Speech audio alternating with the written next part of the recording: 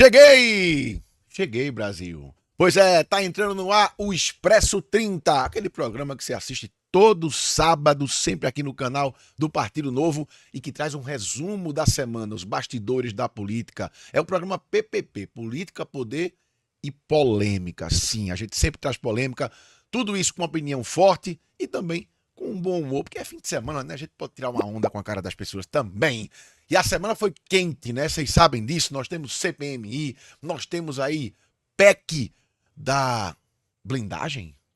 Vamos falar sobre tudo isso a partir de agora no Expresso 30. Olha só, a Câmara aprova a PEC da blindagem e garante o voto secreto para proteger os parlamentares. Para proteger de quem? Vamos falar sobre isso. Vamos falar também do careca do INSS. Ele driblou a CPMI e expõe a esposa, filho e mais 4 cúmplices. Vamos falar sobre isso. O Congresso também aprovou quase na virada do dia para o outro, né? Foi meia-noite, basicamente, a anistia, a urgência da anistia. Só que Lula já disse que vai vetar. Vamos falar sobre isso também. Reviravolta, viu? A pesquisa Quest revela que brasileiros enxergam como exagero a perseguição e a pena aplicada a Bolsonaro. Qual foi a reviravolta? Vamos falar sobre isso. Também vamos falar sobre uma repercussão nacional que partiu aqui do Recife. Um vereador do PL aqui do Recife foi expulso do partido depois que vazaram conversas dele no grupo fechado de vereadores. A gente vai falar sobre isso também. E após a morte do ativista Charles Kirk, simplesmente as pessoas acordaram literalmente para Jesus. Uma intervenção divina está fazendo com que as pessoas corram para a igreja ou para as igrejas. E o deputado Gustavo Gayer está com esperança de que essa intervenção divina tire o ódio do coração da esquerda. Tudo isso e muito mais a partir de agora no seu Expresso 30. Ô maquinista, dá-lhe o apito que o Expresso partiu.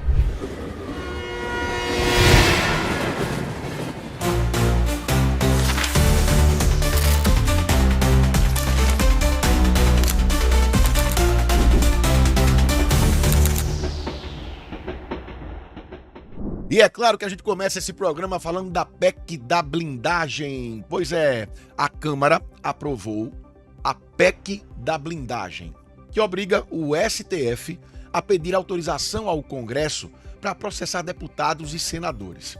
A proposta foi articulada pelo Centrão e reestabeleceu também o voto secreto. E aí essa medida está causando uma polêmica. Alguns estão vendo essa medida como uma coisa boa para evitar a perseguição do STF a deputados e senadores. Mas, por outro lado, isso amplia também privilégios de quem não quer ser investigado, de quem tem o que esconder. E aí, de que lado você está? Nós temos um vídeo aí do deputado Marcel Van Hatten e também da deputada Adriana Ventura dando a opinião deles. Vamos ver. No plenário, eu, deputado Marcel Van Hatten, deputado Palumbo. E assim, gente, que vergonha. Acabaram de aprovar. Primeiro colocar de volta o que o destaque do Novo tirou ontem. E depois, presidente de partido com foro privilegiado. É uma vergonha, não é? O que você acha, Marcel? Olha, isso aqui, muito além do tema, do mérito do voto secreto, que obviamente nós somos contra e por isso mesmo nós propusemos o destaque ontem, o que estava em jogo aqui era o devido processo legislativo. Depois de nós já termos rejeitado a matéria ontem, hoje inventaram uma emenda aglutinativa que não existe da forma como eles apresentaram e criaram uma insegurança enorme. Toda vez que a gente votar um texto ressalvado os destaques, no momento que eles perdem o destaque, eles vão retomar o texto antigo. E aí, como é que fica o deputado que tinha uma opinião? Então, assim, absurdo o que aconteceu ontem. Eu lamento o que aconteceu hoje, aliás, agora aqui.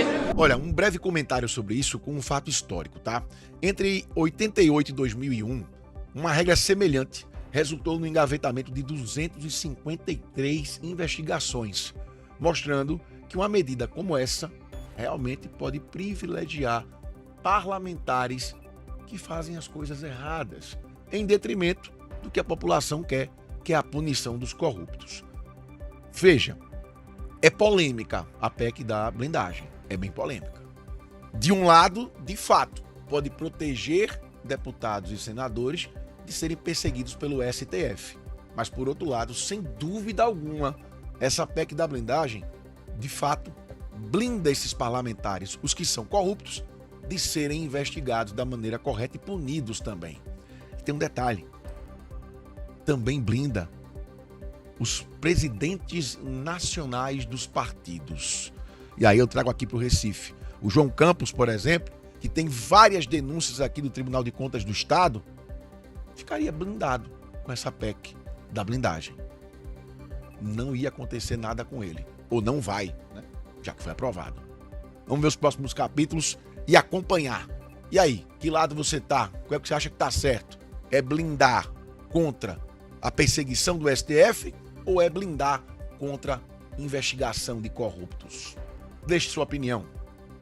Aliás, sobre esse fato do ex-presidente de partido, a Adriana Ventura também deu a opinião dela em um vídeo. Bota o vídeo aí. Foi lindo o que foi feito ontem, em nome da população brasileira, dizendo não ao voto secreto. Então eu acho que a gente também tem que votar não a presidente de partido ter foro privilegiado, que é uma pouca vergonha.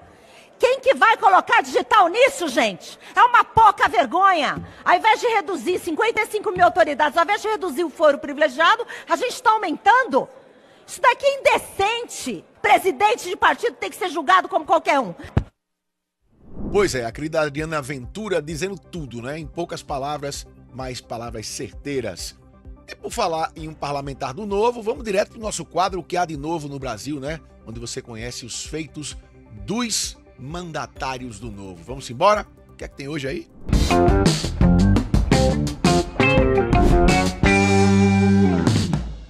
Aprovado nosso projeto de lei complementar que suprime a necessidade de apresentação da licença prévia para a obtenção das diretrizes urbanísticas em parcelamentos do solo de Santa Maria. E por que é importante esse projeto? Imaginem vocês, um empreendedor que vem para o município de Santa Maria, se dirige ao Poder Executivo e pergunta: município, me apresente as diretrizes urbanísticas para eu empreender um loteamento, um parcelamento de solo no município de Santa Maria. O município retorna informando que para a obtenção das diretrizes, que é o primeiro passo, onde o município informa o sistema viário, informa as dimensões dos lotes, identifica as áreas verdes, áreas institucionais, o município responde: não, para o senhor ter essas informações, o senhor precisa proceder a apresentar a licença prévia do empreendimento. A licença prévia é um documento que é protocolado junto à Secretaria do Meio Ambiente e que exige diversos estudos hidrológicos, estudos de fauna, estudos de flora, ou seja, exige um investimento do empreendedor para a obtenção desse documento, que pode até a Secretaria do Ambiente tem a autoridade de poder solicitar, inclusive, estudos adicionais. E essa inversão que existia dentro da nossa lei de ocupação do solo e que corrigimos hoje, e esperamos que o prefeito Rodrigo sancione a lei aprovada, traz o fluxo natural do processo, que é o empreendedor solicitar as diretrizes urbanísticas, o município retorna com as informações necessárias para o empreendedor verificar a viabilidade do seu empreendimento e, a partir daí, o empreendedor desenvolve, o loteador desenvolve os projetos urbanísticos, desenvolve os projetos complementares, procede com a solicitação de licença prévia junto à Secretaria do Meio Ambiente para, posteriormente, no processo de licenciamento, apresentar, juntar toda essa documentação e só então ter a autorização para o início das obras. Ou seja, não existe risco nenhum ao meio ambiente. Não estamos aliviando as necessidades do loteador, do empreendedor apresentarem as necessidades, os documentos que a Secretaria do Meio Ambiente exige para o processo de licenciamento do empreendimento em nosso município. Tá aí então o vereador de Santa Maria, Grande Santa Maria, lá no Rio Grande do Sul, fazendo o trabalho que o Novo sempre prega, né? A desburocratização do Estado, né? Diminuir o Estado para que as pessoas tenham uma vida melhor. Parabéns aí ao nosso querido vereador. Agora a estação é Família Metralha, se é que eu posso dizer assim. O careca do INSS, ele deu um drible lá na CPMI. Só que ele não contava com uma coisa. Ele acabou expondo esposa, amigo, todo mundo. Vamos lá. Ele não compareceu ao depoimento da CPMI, como todo mundo sabe. Só que, além da esposa dele e do filho, mais 4 testemunhas foram convocadas para esclarecer os envolvimentos na fraude bilionária do INSS.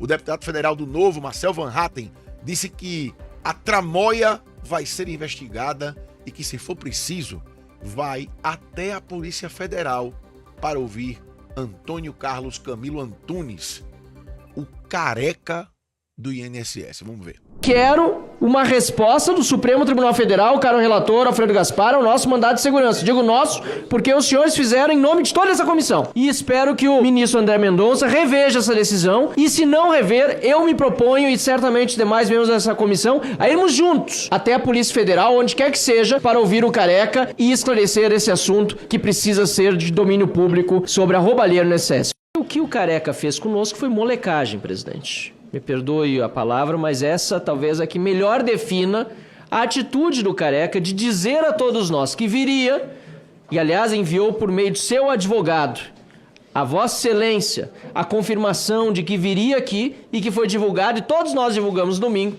Viemos a Brasília para na segunda-feira, pela manhã, poucas horas antes do início da sua oitiva, dizer que não viria mais. Além do nosso xerife Van Hatten, o nosso cavalheiro Eduardo Girão, nosso senador do Novo, falou também sobre o caso do Careca do INSS.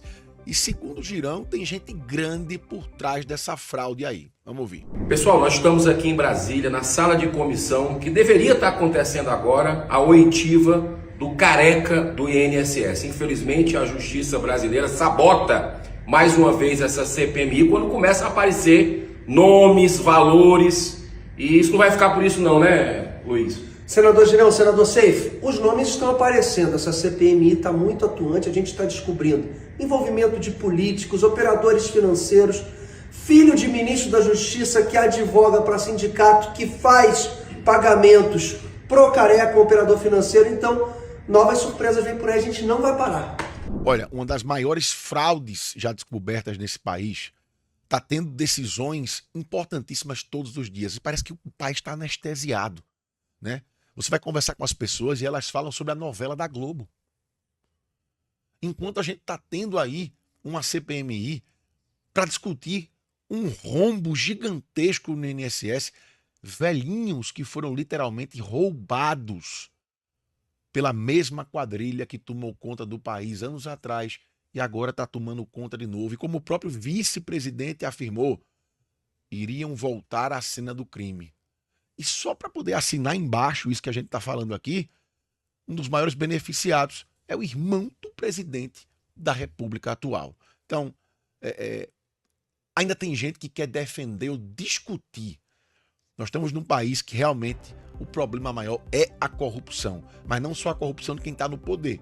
É a corrupção de quem também não está no poder, mas é corrupto ao ponto de, num momento como esse do Brasil, tentar defender a sua ideologia, o seu ídolo, que é o presidente atual do Brasil, e outras pessoas que são alienadas e estão aí querendo saber quem matou Odete Roitman, que nem morreu ainda não. Por falar em Congresso e por falar em aprovação, também o Congresso aprovou a PEC da anistia. E isso foi, agora sim, quase virando o dia, porque meia-noite estava aprovada a PEC da anistia. Na verdade, aprovada a urgência da PEC da anistia. Só que eu já vou adiantando, tá? O presidente Lula falou que vai vetar. Bom, a pressão foi grande, foi aprovada a urgência da PEC da anistia, que teve 311 votos favoráveis e 163 votos contrários. Teve 7 abstenções também. O presidente da Câmara, Hugo Mota, que é do Republicanos da Paraíba, disse que o país precisa andar e que o Brasil precisa de pacificação. Oh, meu Deus. Só que Lula foi taxativo e declarou que vai vetar essa PEC da anistia, ela passando. Qualquer proposta de anistia ao ex-presidente Jair Bolsonaro vai ser vetada por Lula, segundo o próprio Lula, ou seja, é uma vingança literal que todo mundo já sabia. Teve uma repercussão da votação, né, que, como eu falei, entrou pela madrugada. Inclusive, tem uma imagem aí do Nicolas Ferreira rezando, né, agradecendo, e também tem nosso xerife Van Hatten comemorando. Bota aí esses vídeos pra gente ver, vai lá. No momento agora, vai abrir o painel com a votação por urgência da anistia.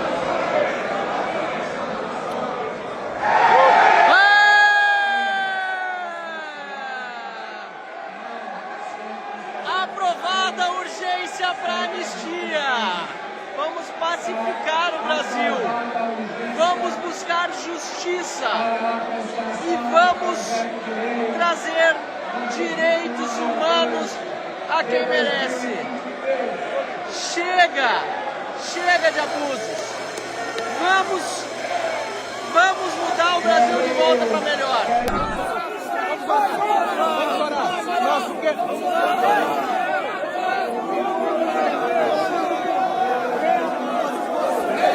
Seja feita a vossa vontade, assim na terra como no céu.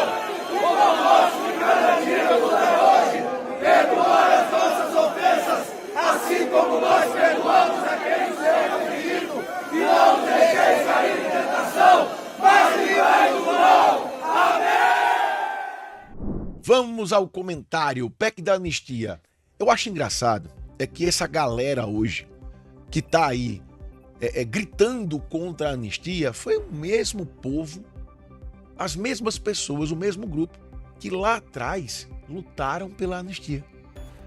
Tem imagem de Lula, inclusive, com a camisa pedindo anistia. Tem imagem do pessoal pedindo anistia de Miguel Arraes, por exemplo, trazendo aqui para o estado de Pernambuco. Então, o mesmo grupo que hoje anistia, como é que eles falam? Sem anistia, né? Sem anistia, aquela coisa todinha. É o mesmo que pediu anistia lá atrás. A diferença é que lá atrás, os anistiados, entre eles, tinha gente que assaltou banco, tinha gente que assaltou carro forte, tinha gente que usou bomba. Hoje não tem isso. Hoje tem uma pessoa que pintou lá perdeu o mané de batom numa estátua. Tem uma senhorinha com uma Bíblia. Tem um vendedor de água. Mas não pode dar anistia porque Bolsonaro é um genocida. Eu não sabia que Bolsonaro tinha virado um vírus. Agora tá cheio de bactéria que tá no poder hoje. Né? Pra gente quebrar o clima, porque ficou pesado, vamos pro quadro O Meme da Semana. O meme da semana passada eu gostei. Eu vou ver o meme dessa semana junto com vocês. Vamos lá? Bota aí. Vender produto que não presta, vender um presidente que cometeu um genocídio, vender um presidente Ladrão. que destruiu todas as políticas públicas desse país, que é ladrão também, porque roubou joia. O Lula é. Quem rouba joia. O Lula é. O Lula é. Vamos. O Lula é. O Lula é. Deputado. O Lula é. E quem apoia ladrão é ladrão também. O Lula é. Aí quando eu chamo o Van Hatten de xerife, aí o pessoal fica, não, por que xerife? Por causa disso. O cara vai dizer que não dá pra defender um presidente que rouba, né? Aí o Van Hatten faz, Lula, né? Aí o Sola faz, né? Fica difícil. Xerife, obrigado por mais essa diversão. Agora vamos falar da pesquisa Quest, que revelou que os brasileiros estão enxergando como um exagero tanto a condenação quanto a perseguição a Bolsonaro. Pois é, essa pesquisa Quest mostrou que a maioria dos brasileiros está vendo essa condenação de Bolsonaro como exagerada. O levantamento do Instituto Genial Quest aponta que 49% consideram isso e 35%, os mesmos 30% de sempre, veem a pena aplicada como adequada. Para 12%, a detenção inclusive é insuficiente e 4% não souberam opinar. É só um detalhe para vocês que essa pesquisa da Quest que saiu. Bom, existem juristas para poder falar sobre pena exagerada ou não. Eu só fico pensando o seguinte: 2 personagens, tá? Ou 2 personagens. Suzane von Richthofen armou e participou do assassinato dos próprios pais. Tá solta. Elise Matsunaga matou, esquartejou, colocou em malas e deu fim ao corpo do marido, com frieza. Não pegou a mesma pena também. Então, a dosimetria da pena está sendo aplicada da maneira correta? Os juristas que respondam. Uma mulher que, de novo, pinta lá perdeu um mané de batom, que passou uma buchinha lá com veja, tá resolvida a parada. quase 20 anos de prisão. Onde é que está a dosimetria de pena aplicada? E o que mais chama a atenção é o silêncio da OAB no Brasil todo. O silêncio dos juristas, em sua maioria, no Brasil todo. Ou é medo, ou concordam com isso. Estamos numa ditadura da toga. Lembrem-se, ditadura de toga não tem lado político. Vai ter uma hora que eles vão querer o poder apenas pelo poder. E aí não vai importar se você é esquerda, direita, em cima e baixo. É isso que o pessoal está esquecendo. Vamos lá.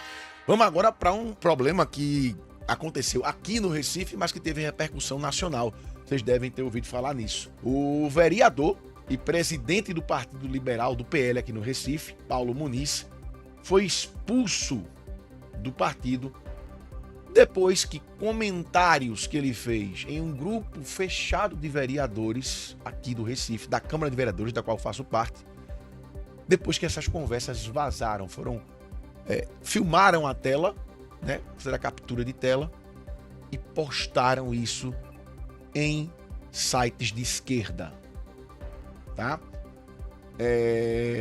Essas conversas que estavam no grupo começaram depois da condenação de Bolsonaro. Quando foi divulgada a condenação de Bolsonaro, alguns vereadores de esquerda comemoraram nesse grupo, né, fazendo inclusive ofensas também. E o vereador do PL, ele fez um comentário classificando a primeira-dama atual, Janja da Silva, a ex-Banja, como uma mulher da vida, digamos assim, só que com uma palavra bem nordestina. E aí houve uma réplica de uma vereadora do PT aqui, inclusive que se diz fanaticamente, doentemente, extremamente, tem uma palavrinha que ela usa, petista, e replicou falando de Michele Bolsonaro. Essa vereadora do PT é que falou sobre Michele Bolsonaro primeiro. E aí depois o vereador completou. As duas são. E isso, logicamente, foi usado pela esquerda e repercutiu, obviamente, no Brasil todo. E essa repercussão deixou o PL sem opção a não ser expulsar o vereador do PL. Tá? A expulsão, inclusive, foi anunciada numa nota oficial do PL Pernambuco, mas foi comentada também pela própria Michele Bolsonaro, que é presidente nacional do PL Mulher. Tá? Teve, inclusive, uma nota de repúdio, né, do PL, dizendo que a fala do vereador Paulo Muniz foi inaceitável e misógina. Eu só faço esse comentário, tá? Eu tô nesse grupo de vereadores e eu acho que o grupo, como é fechado dos vereadores, quem vazou essa conversa, vazou com a intenção de prejudicar este vereador. Porque outros comentários foram feitos. E, na verdade, o primeiro comentário feito com relação a Michele Bolsonaro ser, nas palavras que foram usadas, uma quenga, foi feito por uma vereadora do PT. E isso ninguém está comentando. Então, a própria conversa que foi gravada, a tela, mostra isso. Então, cadê a repercussão também contra a vereadora do PT? A gente fica na espera, tá bom? E vamos para outra estação do nosso Expresso, que é a estação, como é que eu vou dizer? O poder de Jesus, ou o poder da fé, ou o poder, como queiram chamar. A repercussão da morte de Charles Kirk ainda toma conta do mundo, na verdade. Só que existiu uma repercussão que as pessoas não esperavam. Depois do assassinato de Charles Kirk, as pessoas correram para a igreja. Jovens gravaram vídeos, a gente tem as imagens aí, se convertendo para Jesus, dizendo que a partir de agora estava entregando a vida a Jesus. As ruas ficaram lotadas no mundo todo. As igrejas lotadas no mundo todo. E a gente viu duas fases, ou dois lados de repercussão nessa morte de Charles Kirk. Se por um lado os jovens correram para as igrejas e entregaram sua vida a Jesus em vídeos, etc., por outro lado teve muita gente comemorando isso, inclusive um ser que se diz médico aqui de Pernambuco. Mas o Gustavo Gayer, ele fez uma reflexão sobre isso em uma fé que eu também tenho, de que essa nova onda que está surgindo das pessoas se converterem para Jesus atinja a esquerda e que o coração das pessoas de esquerda extrema sejam livres do ódio. Bora ouvir o Gustavo Gayer aí. Até quando isso será tratado como normal? A reação da direita e dos conservadores quando perder um dos seus líderes, presidente, não foi sair por aí saqueando supermercados e lojas, queimando carros, matando pessoas, atacando polícia, não. Foi fazer vigília, foi rezar pela vida daquele que morreu e rezar pela vida do assassino. Muito diferente do que os nossos colegas da esquerda fazem. Cada um de nós, que em algum momento foi chamado de fascistas ou nazistas por eles, na verdade eles estão apenas construindo, pavimentando o caminho para que nós sejamos assassinados. Tá, então, Gustavo Gayer, e só pra gente deixar claro, conceber que uma pessoa seja morta por pensar diferente de você é a autoafirmação de que você é um ditador ou ditadora, extremista e, na verdade, quase que um carrasco. É inadmissível pensar que uma pessoa seja morta porque pensa diferente de você. O Charles Kirk foi morto por isso. E essa dor, digamos assim, que a família está sofrendo, ou o tamanho da repercussão que está tendo a morte do Charles Kirk, pode virar uma grande faísca, uma grande chama que está começando para que os conservadores, para que as pessoas de direita, para que as pessoas que defendem os valores da família se levantem e acreditem. Nós somos muitos. Nós somos muitos e temos força. Talvez Charles Kirk tenha sido um instrumento, não só em vida, mas também na morte dele, para dar um estopim, principalmente na juventude, que é o futuro do mundo, para que a gente comece a melhorar as coisas. Vamos rezar para isso, vamos orar para isso. E agora chegou a hora da rapidinha do Expresso. Quem nunca, né? Uma rapidinha do Expresso. Vamos para o nosso Lapadão de Notícias. É amanhã a manifestação pacífica do Partido Novo e também de Chiquini pelo resgate das universidades. Pesquisa Quest aponta 51% de desaprovação e 46% de aprovação do governo Lula. Aprovada a MP que amplia a isenção da conta de luz. No Setembro Amarelo, Senado aprova reforço a medidas de prevenção ao suicídio. Pedido de CPI da adultização recebe 70 assinaturas. Presidente do União Brasil vira alvo da PF na Carbono Oculto. Congresso discute a revogação da lei de alienação parental, que está completando 15 anos. Ex-diretor da PF é preso em operação contra a corrupção em órgãos ambientais. Toffoli é sorteado como relator de habeas corpus para soltar Bolsonaro. Historiador Eduardo Bueno Peninha é demitido, entre aspas, do Senado depois de zombar da morte de Charlie Kirk. Polícia prende mulher suspeita de participar de execução de ex-delegado no litoral de São Paulo. Comissão de Assuntos Sociais aprova projeto que permite venda de remédios em supermercados. Laudo médico aponta câncer de pele em Bolsonaro. Faria Lima. Investigadores falam em limpeza do mercado financeiro. CPMI do INSS. Carlos Lupe admite conivência de alguns servidores com irregularidades. Tudo isso aconteceu essa semana no Brasil e agora chega a hora que eu passo vergonha. Vamos ao quadro 30 em 30, que é o desafio da semana. E eu vou saber agora qual é o desafio. Hoje o desafio é em formato de charada animal. Charada animal? Vamos ver quantas charadas você acerta em 30 segundos. As que você não souber, pode dizer passo. Tá. Charada animal. Deixa eu aproveitar para dizer, ó, perdão aí pela voz, eu tô meio gripadinho, normal, aquela virose de sempre, mas nada derruba um parlamentar do novo, porque nós somos super parlamentares. Vamos ver aí as charadas em 30 segundos. Concentração. Vai, 30 segundos. Qual é o animal que traz sempre a casa nas costas? O animal é jabuti, tartaruga. Tartaruga. Não, tá dúbia. Tá dúbia. Tartaruga também. Tá dúbia. Passa, próxima. Qual o animal que tem as patinhas na cabeça? Passo. É o animal que demora mais a tirar os sapatos. Citopeia. Acertou. Qual o animal que cai e fica sempre em pé? Gato. Qual bicho, qual é ele, que não tem nem osso nem espinha?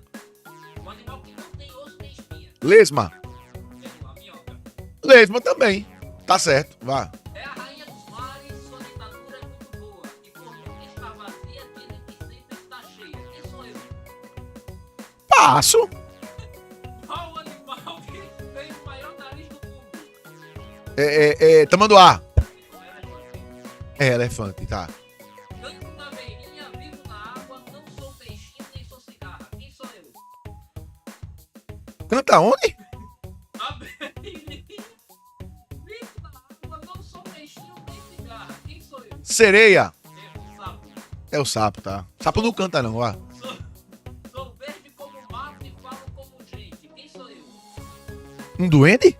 Não, papagaio. Tá. Pode dar um dia, não tem penas, mas voa. Morcego. Aê!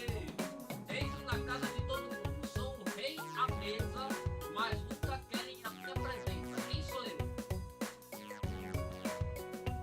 Sogra. Não, mosca. Zero queimar flama. Sou forte e minha carne é deliciosa. Quem sou eu? Tubarão. Porco. Quando me assusto, ponho a cabeça na terra. Tenho asas sem voar, mas Avestruz. avestruz. Sou da água, da terra e do ar. Quem sou eu?